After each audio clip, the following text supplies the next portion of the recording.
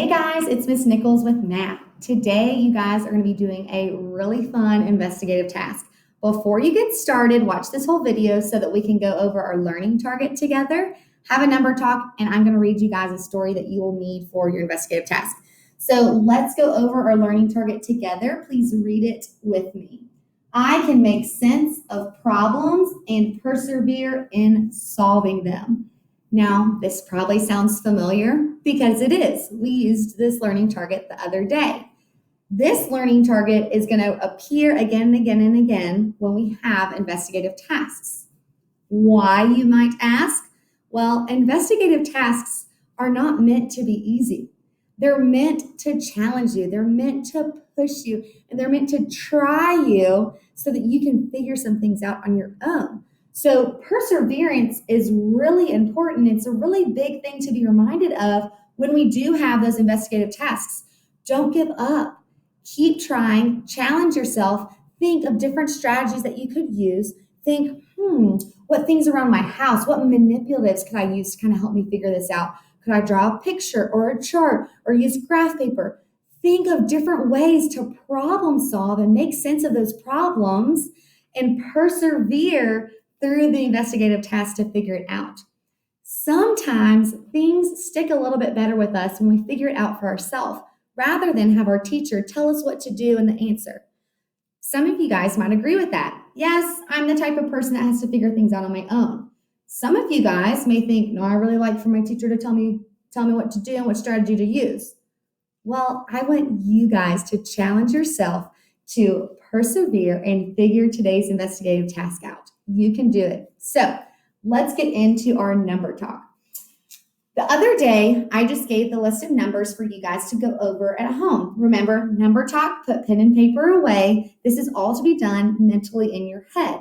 I'm going to give you a list of numbers to do again today, but I first wanted to start off with a warm-up problem and give you some hypotheticals of some strategies I would maybe hear in the classroom. So that way you can kind of see what a number talk looks like. So with this, you would be thinking in your head, because it's mental math, you're going to think of some strategies. And I would stand up in the front of the room and I would listen to some of the strategies that you'd share. I'm going to draw it out on the board. That way everyone else can kind of see what it is that you're trying to describe that you thought up in your head. So when we have the problem 10 times 2, some of you guys might shout out and say, I know that. I know my math facts. I got that one. I have it memorized. But remember, with number talks, you want to use different strategies. You want to challenge yourself to think of as many different strategies as you can so we can warm up our brains and get them ready to work for that investigative task and for that math today. So we're not going to use our math facts. We're not going to say, I have it memorized. I want to hear strategies. So someone might share the strategy with me. I did the number 10 2 times. So I would write that up and say, okay, we've got 10 and a 10. We got 10 2 times. Then what did you do? And you'd say, well, I then added them together in my head, and I got the number 20. Awesome. That's so great. Thank you for sharing. So now, who else has a different strategy? Someone might share, I counted on by 2s 10 times.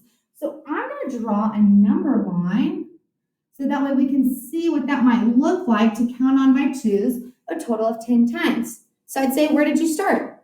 You'd started with the number 2. All right, and then we're going to count on 10 times. So we've got 2, 4, 6, 8, 10, 12, 14, 16, 18, 20, 22. Oops, I wrote 20 twice. 22. You say, whoa, Miss Nichols, I still got the same answer. I got 20. Why do you put 22? I say, well, you said you started with 2, and I counted on 10 times, so count with me. 1, 2, 3, 4, 5, 6, 7, 8, 9, 10. That got me the number 22. So who's right? Well, you'd say, well, I guess when I started with the number 2, I was starting with that first count. So remember, when we're counting on and we're sharing that strategy and we're thinking of it that way, we're really not starting at 2, we're really starting at 0. And what that first count in our count of 10 is to the number 2. So that would bring us back to the same answer of 20. All right, and then another strategy. Anybody. Someone might share with me, well, I thought about our lesson from the other day about patterns in our place value system. Well, what pattern did you recognize with 10 times 2? Well, you might share with me that, well, if there's a number 10 times greater than 2, it would move 2 to that next place value. So when I moved it next to the next place value to its left, I added a 0. So I'd say, okay, so slow down. Okay, so you started with a 2, you knew it needed to move place values, something, and then you added a 0, okay? All right, so 2 plus 0. What is 2 plus 0? 2 plus 0 is 2. So how do we move that 2 to the next place value to show that 20 is truly 10 times greater than the number 2, because that 2 is in that next place value? Well, we're going to place a 0 next to the 2. So what you would do is you would put 2, place a 0 next to the 2 to show that that 0 is holding that ones place, so that we can move that 2 to the tens place. So remember that when you're thinking of strategies and when you're thinking of multiplying numbers by 10, because a number 10 times greater will move it a place value, won't it? So if we're moving it by a place value, we're not adding a 0. We're not adding a 0. We're placing a 0 so that we can move that number to its next place value. So just keep that in mind as you're thinking through strategies at home and kind of what your mental math is looking like in your head. So I am now going to write down the numbers, the problems I would like for you to solve. So we're going to do 10 times 10, 10 times 20, 10 times 30, and 10 times 40. Remember, leave the pencil and paper alone for this moment, and I'd like for you to go on and think of at least 2 strategies to solve each of these in your head. Get those brains warmed up and ready to roll. So you can go on and pause me now and do these problems. Hopefully you paused me. Hopefully you warmed up your brain and you did your number talk at home. Really proud of you for those that did that. Let's go over our story that will help you in your investigative task today. All right. So, Arnie's earnings. Remember, we read about Arnie the other day on Millionaire Island with all the houses that he was building and the streets and the communities and the neighborhoods and all of that. So let's find out what Arnie made from building all of that. Arnie has been busy selling property on Millionaire Island. He built 3 large homes on the island and sold them for $1 million each. He also built 4 medium-sized homes and sold them for $100,000 each. Arnie built 9 new detached garages and earned $10,000 for each. Oh man, Arnie is rolling in the dough. Arnie built 8 covered decks for $1,000 each. Also, he sold 4 stained glass windows for the front of the homes for $100 each. In the past month, Arnie has been asked to change 7 light switch covers for $10 each.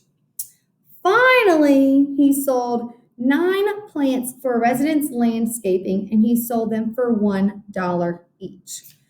Oh my goodness, he's making a lot of money. So start thinking through some different ways that you can maybe organize all these numbers and what you're going to do with them.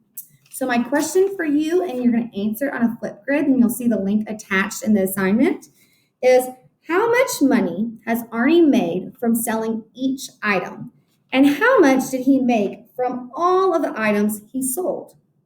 Another thing that you will do for me and you'll share in your Flipgrid is write one equation showing how Arnie earned his money from the most expensive items to the least expensive items.